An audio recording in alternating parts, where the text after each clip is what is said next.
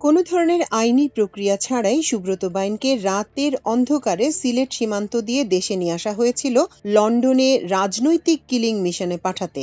গোয়েন্দা তথ্য অনুসারে সুব্রত বাইন দীর্ঘদিন ভারতে অবস্থান করায় দেশটির গোয়েন্দা সংস্থা রিসার্চ অ্যান্ড অ্যানালিসিস ও উইংসের অর্থাৎ রয়ের সঙ্গে তার ঘনিষ্ঠতা তৈরি হয়। বাংলাদেশে পরিবর্তিত পরিস্থিতিতে নেপালের জেল পলাতক এই সন্ত্রাসীকে কাজে লাগানোর জন্য বাংলাদেশে পাঠিয়ে দেয়। বাংলাদেশে তাকে পাঠানোর ক্ষেত্রে কোনো বন্দি বিনিময় চুক্তি ছিল না।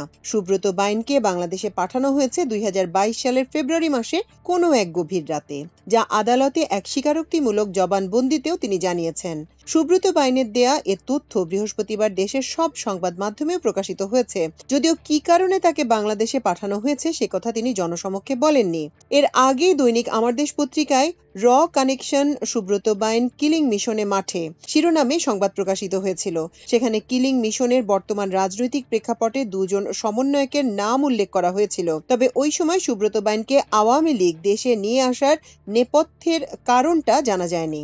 গোয়েন্দা তথ্য অনুসারে সুব্রত বাইন দীর্ঘদিন ভারতে অবস্থান করায় রয়ের সঙ্গে তার ঘনিষ্ঠতা তৈরি হয়। সূত্র জানিয়েছে সুব্রত বাইন রয়ের commando Z class NSG type প্রশিক্ষণপ্রাপ্ত।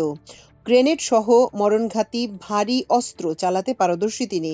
এজন্য ভারতীয় সেনাবাহিনীর গোয়েন্দা সংস্থা MI ও তাকে সম্পদ হিসেবে বিবেচনা করত।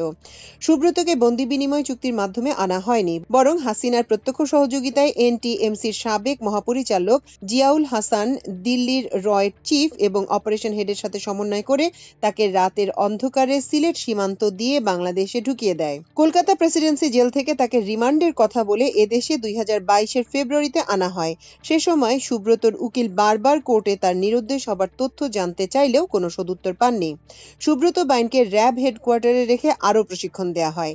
তাকে এবং তার সহযোগীকে লন্ডনের রাজনৈতিক কিলিং মিশনে পাঠানোর পরিকল্পনা ছিল, যা ৫ আগস্টের কারণে ভেস্তে যায়। তার লন্ডনের রাজনৈতিক মিশনটি ছিল বিএনপির ভারপ্রাপ্ত চেয়ারম্যান তারেক রহমানকে হত্যার মিশন।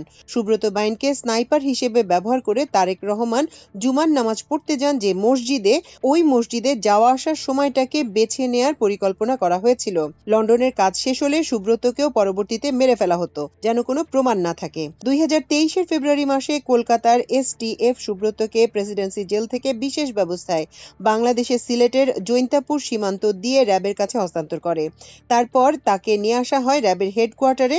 তার সাথে দেখা করেন তৎকালীন স্বরাষ্ট্রমন্ত্রী আসাদুজ্জামান খান কামাল, সেনা কর্মকর্তা জিয়াউল হাসান ও পুলিশের সাবেক DIG মনিরুল ইসলাম। তারা সুব্রতকে জানান তাদের কথা মতো কাজ করলে সুব্রতকে ক্রস ফায়ারে দেয়া হবে না।